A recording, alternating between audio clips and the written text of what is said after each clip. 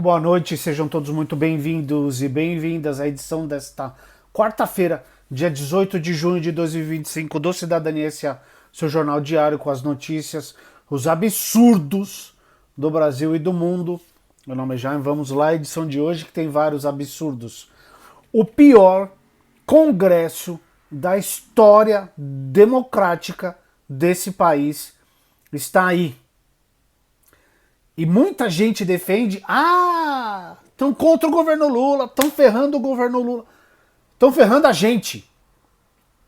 Eles estão ferrando os cidadãos brasileiros. Vem comigo entender o que eles fizeram ontem, na terça-feira, tá bom? Eles derrubaram vetos que o Lula tinha feito. Presta atenção. E o Lula perdeu. Não, quem perdeu foi a gente. Presta atenção nisso aqui. Dominado pela direita, o Congresso Nacional derrubou ontem uma série de vetos presidenciais, como eu havia dito, dentre os quais um que poderá prejudicar diretamente a população e beneficiar empresários do setor elétrico. Os parlamentares restabeleceram jabutis colocados por eles mesmos na lei que trata de investimentos em usinas eólicas em alto mar. O que são jabutis? São elementos estranhos à pauta original, em geral colocados lá, os jabutis, para satisfazer interesses de parlamentares e lobbies. Então, com a retomada desses jabutis, fica estabelecida a contratação compulsória de energia de pequenas centrais hidrelétricas, mesmo que não haja demanda para isso. Atualmente, isso só ocorre se houver necessidade de abastecimento. Então, estabeleceram a contratação compulsória de energia de pequenas centrais hidrelétricas, mesmo que não tenha demanda. Hoje, isso só acontece quando tem demanda. A matéria determina a contratação de hidrogênio líquido a partir do etanol na região Nordeste e de eólicas na região Sul e a prorrogação contratual por 20 anos de contratos de compra de energia do Programa de Incentivo às Fontes Alternativas de Energia Elétrica, o PROINFA. Com esse conjunto de medidas, é aqui que pega pra gente. As contas de luz podem ter um aumento de pelo menos 3,5% para os consumidores, segundo estimativas divulgadas pela Frente Nacional dos Consumidores de Energia, FNCE, e pela Associação dos Grandes Consumidores Industriais de Energia e Consumidores Livres, a Abrace Energia. Considerando este percentual, as entidades argumentam que a retomada desses pontos pode gerar um impacto de até 197 bilhões de reais até 2050. Eu vou repetir, 197 bilhões de reais na conta de energia em 25 anos. Ainda falta votar outros trechos que, somados, podem gerar custos adicionais de até 348 bilhões de reais, que são a extensão do prazo para contratação de usinas a carvão, a obrigação de pagar por energia de térmicas a gás e a manutenção dos subsídios à energia solar. O governo tinha vetado essas coisas e todos os ministérios envolvidos tinham sido a favor do veto dessas coisas. E o Congresso ontem... Porque o que o Congresso quer? Dinheiro. Primeiro de tudo, tá bom? Eles querem dinheiro, eles mandam no país. Por que eles mandam no país? Porque lá em 2019, quando o ex-presidente, aquele, vocês sabem, ou que os bozoloides vêm aqui, o mito. Quando ele ganhou, ele disse no STF, quando ficou frente a frente com o Xandão e se borrou todo, que o dia que ele ganhou a eleição, ele se ajoelhou e chorou, que não sabia o que fazer, que não queria ter ganho. O que ele queria? Ele queria impunidade para fazer o que ele fez. Ele não quer se responder pelos crimes dele. Coisa que faz a vida inteira pública, né? Rachadinha, comprando um monte de imóvel com dinheiro vivo. Você imagina se é o Lula que comprou dezenas de imóveis com dinheiro vivo, o que teria acontecido? Imagina se é contra o filho do Lula que tem uma acusação de rachadinha, né? Então lá em 2019 veio o tal do orçamento secreto com o grande Arthur Lira. E o Congresso pegou para ele o dinheiro do governo, porque o governo Bolsonaro não trabalhava. O governo Bolsonaro fazia lobby, a BIM paralela está saindo hoje, perseguia as pessoas, planejava golpe de Estado, mas trabalhar, gastar o dinheiro com o país ele não fazia, ele repassava para o orçamento secreto, que é o maior caso de corrupção da história do país. Mas não se fala disso, não é mesmo? Você vê isso nas notícias? Você não vê. Por quê? Porque interessa para essa gente um governo como o do Bolsonaro. Porque ele não fazia nada. Ele deixava as galinhas serem cuidadas por lobos e raposas. E agora o Congresso não quer largar o osso. Eles querem cada vez mais dinheiro. O Flávio Dino está tentando no STF dar um jeito nessas emendas parlamentares. Mas não consegue. Não consegue. Ainda ontem, outros vetos foram derrubados. Vem ver, 2 deles beneficiariam a bancada ruralista.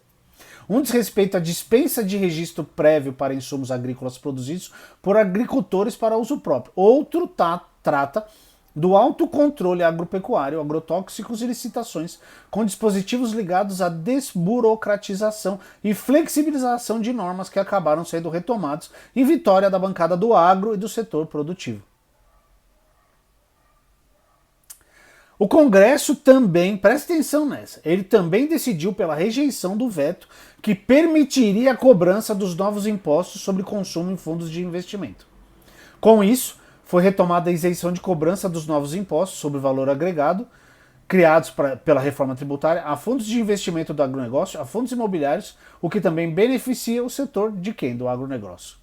Tá? Ao mesmo tempo que o Congresso vetou tudo isso aí, que beneficiaria o país, o veto deles ferra eu, ferra você, ferra todo mundo. A gente vai viver com bandeira vermelha nesse país. Tá? Para você que não sabe o que é bandeira vermelha, vai estudar um pouquinho também que não mata não, tá bom? Congresso derruba veto de Lula e fundo partidário deve ter acréscimo de 164,8 milhões de reais. Congresso derrubou ontem um veto do governo Lula, que na prática deve aumentar o fundo partidário em 164 milhões e 800 mil reais, segundo cálculos das consultorias de orçamento da Câmara e do Senado. Então ele tira da gente, o Congresso Nacional tira do povo o dinheiro e pega para eles. Vocês entendem que não é o governo Lula que está perdendo? Se você acha isso, você é um incompleto ignóbil. Você precisa acordar para a vida. Não é o governo que está perdendo. Somos nós. É a gente que vai pagar a conta de luz mais cara. É a gente que vai pagar a conta de luz mais cara para esse dinheiro e para essas porcarias de fundo partidário. Lembrando sempre que os links com as matérias estão na descrição do vídeo. Vocês não precisam acreditar em nada do que eu estou falando.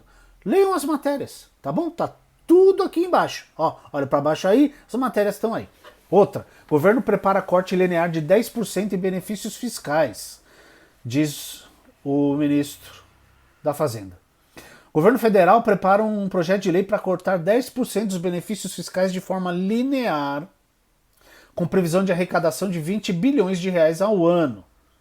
A proposta será apresentada na próxima semana. Adivinha a quem? Aos líderes do Congresso, segundo o secretário executivo no Ministério da Fazenda, o Dário Duriga. Ai, cara, embora as medidas recentes tenham sofrido forte resistência, como o pacote do IOF, que eles derrubaram também, Duriga defende que o caminho é aprofundar o debate técnico e revisitar gastos tributários com critérios claros e previsibilidade. O governo precisa arrecadar para trabalhar, tá bom? Isso é um fato, isso é um ponto pacífico, ok? O Congresso, como eu já trouxe aqui nesse jornal algumas vezes, o Hugo Mota declarou isso claramente, isso é uma passada. O Congresso, que trabalha para Faria Limer e para Strume Direita, para quem tem dinheiro de verdade, não é você aí não, que tem um carrinho legal, tá? Não tô falando de você. Tô falando de quem tem dinheiro de verdade. O Congresso trabalha para essa galera. Vocês entendem? Então, assim, eles querem cortar onde? Na saúde, na educação, nos programas sociais. Para quê? Para privilegiar quem tem dinheiro. Aí agora você me pergunta. Nicolas Ferreira, que é o santinho, o Haddad saiu de férias, porque ministro não pode tirar férias. Ele já foi fazer vídeo na internet. Vejam os votos de Nicolas Ferreira, o ídolo de um bando de bolso-ameba, bozoloide aí. Ele votou a favor de taxar as compras da Shine. É contra o fim da escala 6:1. E ontem ele votou para aumentar a sua conta de luz. Ou seja, ele votou a favor de derrubar o veto do presidente Lula. E aí vai para a rede dizer que está preocupado com o pobre. E você aí, que é um ignóbil, acredita nessa mula. E vocês entendem? É de lascar, cara. Eu não sei se vocês viram esse caso lá no Rio Grande do Sul, horroroso, cara. Uma mulher, vereadora, lá no interior, foi assassinada com um monte de facadas. A polícia diz já ter suspeitos de assassinato de vereadora no Rio Grande do Sul. A Polícia Federal do Rio Grande do Sul afirma já ter suspeitos no caso do assassinato da vereadora Elisane Rodrigues dos Santos, do PT, 49 anos, que exercia o primeiro mandato na Câmara de Formigueiro, município localizado na região central do estado. Ela era a única mulher na Câmara dos Vereadores lá da cidade de Formigueiro. Ela foi encontrada morta na manhã de ontem com golpes de faca no corpo em uma estrada de terra no interior da cidade. O corpo foi encaminhado, blá blá. Ainda segundo a Polícia Federal, o carro dela estava próximo e dentro dele foram encontrados vestígios de sangue no banco e no para-brisa. Os pertences da parlamentar estavam no automóvel, então eles não consideram que foi uma tentativa de assalto ou latrocínio, seja lá o que for.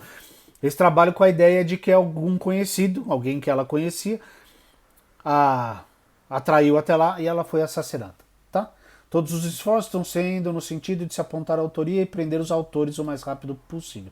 E tá chovendo pra caramba no Rio Grande do Sul, tem gente morrendo, gente desabrigada. Mas na hora de votar, vocês votaram nos mesmos caras lá que fizeram a porcaria na outra vez que teve enchente, né? Quando eu falo aqui que é importante prestar atenção em quem vota, é disso que eu tô falando. E o Bolsonaro, o herói desse bando de pamonha aí, tá assim, né? Tá passando nem Wi-Fi. Tanto tá assim que ele se encontrou com o Kassab hoje. Kassab, um dos líderes do Centrão, para pedir socorro. Que o Xandão, o Alexandre de Moraes, tirou hoje a confidencialidade do inquérito da BIM Paralela. Tá lá aberto, todo mundo pode olhar. E tá aparecendo um monte de coisa. 3 matérias de hoje. A BIM Paralela. Bolsonaro era o principal destinatário do resultado de ações clandestinas na agência, diz a Polícia Federal.